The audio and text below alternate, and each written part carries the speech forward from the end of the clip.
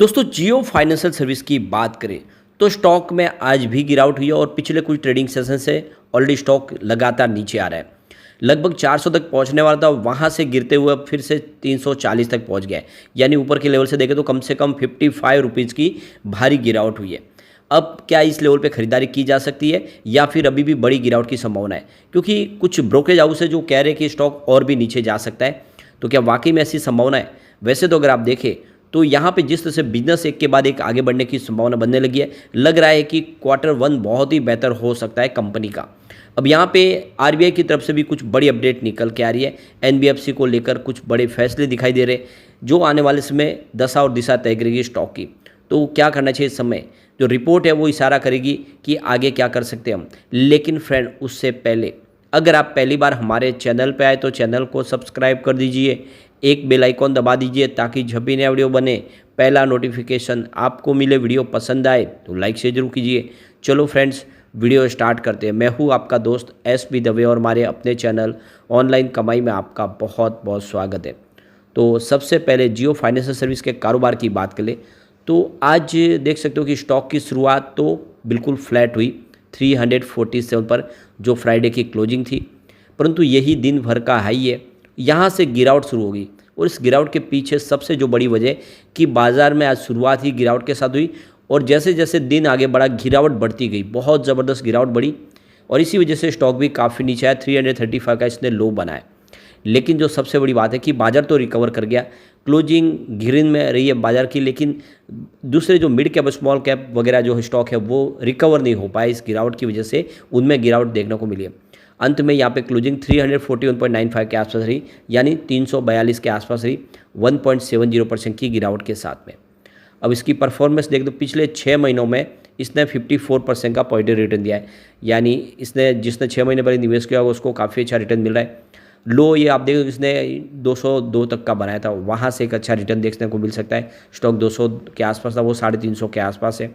लेकिन पिछले 1 महीने में देख दो यहाँ पे 7.7% की गिरावट हो चुकी है और 1 वीक के हिसाब से 9% की बड़ी गिरावट हुई है। 1 डे के हिसाब से 1.70% की गिरावट है। तो जिसने भी पिछले 1 महीने में निवेश किया होगा उसको इस समय फिलहाल लॉस ही हो रहा है। अब यहाँ पे जियो फाइनेंशियल सर्विस को लेकर जो लेटेस्ट अपडेट है उसको एक बार डिस्कस करते हैं। एक्सपर्ट क्या कह रहे हैं, क्या यहाँ पे ये मून शॉट है या फिर एक क्रैश लैंडिंग है? तो देख सकते हो कि स्टॉक ने काफ़ी अच्छा प्रदर्शन किया पिछले दिनों। लास्ट 6 मंथ की बात करें 80% से अच्छा इसने रिटर्न दिया स्टॉक ने और काफ़ी अच्छी अपॉर्चुनिटी है। कंपनी के कारोबार को देख के लग रहा है कि आगे संभावना पॉजिटिव बन सकती है और निवेशक अच्छा इसमें एक रिटर्न भी कमा सकते हैं। फंडामेंटली कंपनी भी मजबूत है। लेकिन अगर नज़रिया देखें, इन्वेस्ट के नज़रिए से देखें तो यहाँ पे जो आप देखें एनालिस्ट का कहना है कि हम इसको लेकर ज़्यादा बुलिश नहीं इस समय। तो यहाँ पे कहना है कि ये जो स्टॉक है फिलहाल स्पेक्यूलेशन के ऊपर चल रहा है, न कि इसकी साउंड इन्वेस्टमेंट हिस्ट्री के ऊपर चल रहा है। तो फिलहाल ये एक बंद मुट्ठी है। अब जब खुलेगी मुट्ठी तभी पता चलेगा कि इसके क्या पोटेंशियल है, क्योंकि अभी बिजनेस शुरू होने वाले। तो जैसे बिजनेस सारे शुरू हो जाएंगे उसके बाद में ही वो रेवेन्यू अर्न करना शुरू होंगे, तभी इसकी असली ताकत हम जब पहचान पाएंगे। तो यहाँ पे देख सकते हो कि मार्केट एक्सपर्ट का कहना है कि इसमें अगर आप इस समय इन्वेस्टमेंट कर रहे हैं तो फिलहाल आपको एक तरह से ये देख के चलना है कि आगे जाके जो भी रणनीति का खुलासा होगा उसके हिसाब से ही आपको रिटर्न मिलने वाला है। यानी रिस्क रिवार्ड उसी के हिसाब से डिसाइड होगा।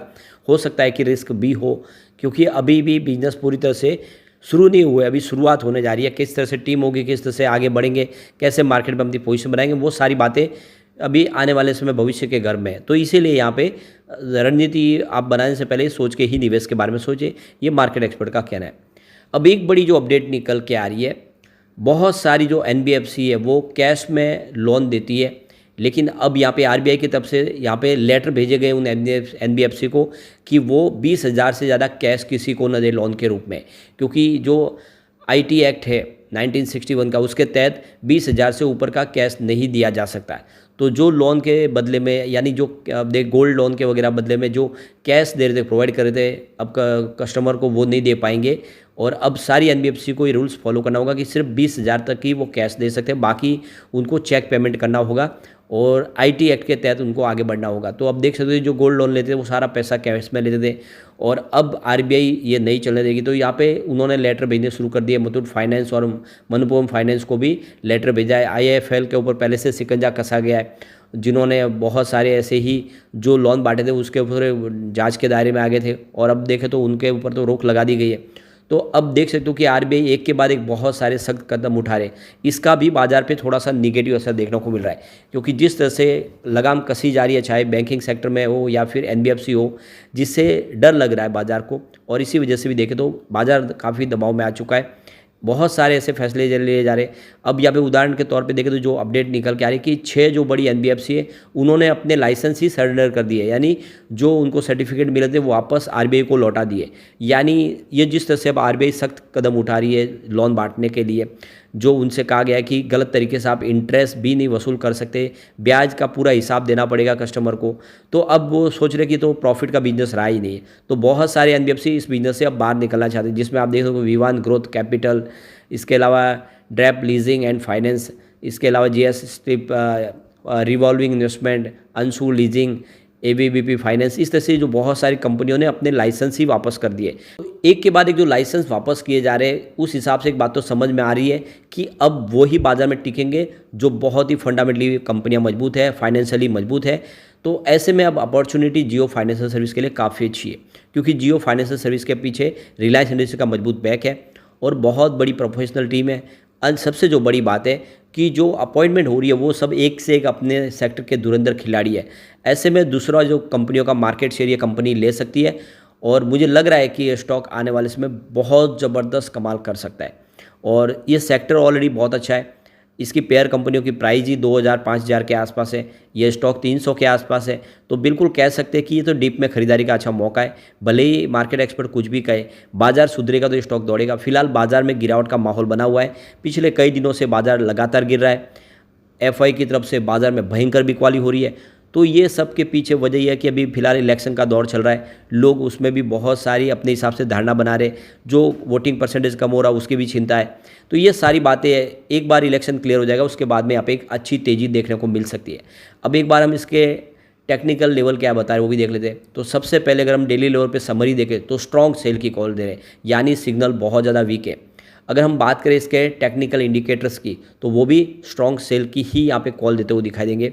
और अगर इसका मूविंग एवरेजेस देखें तो वो भी सेल की कॉल निकल के आ रहा है, यानी देख सकते हो कि डेली लेवल पे तो यहाँ पे सिग्नल बहुत ज़्यादा वीक दिखाई दे रहे हैं, कमज़ोर दिखाई दे रहे हैं। लेकिन अगर हम इसको वीकली लेवल पे जाके देखें तो समरी आपको बाय की कॉल दिखाता वो दिखाई देगा, यानी जल्द ही या 1 या 2-3 दिन में यहाँ पे एक फिर से अच्छी तेज़ी की संभावना हम देख सकते हो। अगर हम बात करें इसके टेक्निकल इंडिकेटर की तो वो भी बाय के ही कॉल दे रहे हैं। इसके अलावा अगर बात करें मूविंग एवरेजेस की तो वो सिग्नल भी बाय के निकल के आ रहे, यानी आने वाले सप्ताह में तेज़ी फिर बननी शुरू हो सकती है। ऐसे में डिप में एक अच्छा मौका है खरीदारी का कि जियो फाइनेंशियल सर्विस में थोड़ा निवेश किया जाए, स्टॉक बहुत अच्छा लग रहा है। अब एक बार हम इसके पिवट लेवल को चेक कर लेते हैं। तो यहाँ से अगर गिरा होता है तो 340 का पहला सपोर्ट है, इंट्राडे में सपोर्ट टूटा लेकिन क्लोजिंग इससे ऊपर रही है। सेकंड सपोर्ट 332 के आसपास है, अगर ये सपोर्ट भी टूट जाता है तो फिर 327 तक जाने की संभावना बन जाती है, यानी काफ़ी गिरावट ज़्यादा हो सकती है। पॉजिटिव माहौल बना तो 352 का फर्स्ट रेजिस्टेंस है, इसको पार कर लिया तो स्टॉक 356 तक जाता हुआ दिखाई देगा। एक बार 350 को पार करते ही फिर देखें तो 364 तक जाने की संभावना बनेगी। तो अच्छा मौका है, लॉन्ग टर्म इन्वेस्टर के लिए दाव लगा सकते हैं। लेकिन फ्रेंड, कोई भी इन्वेस्टमेंट करने से पहले अपने फाइनेंशियल एडवाइजर से बड़े ले ले या अपना खुद का रिसर्च करें, क्योंकि मैंने वीडियो आपके एजुकेशनल पर्पज़ के लिए ही बनाया। वीडियो पसंद आए तो लाइक से जरूर कीजिए और चैनल को सब्सक्राइब कर दीजिए। Thank you friend.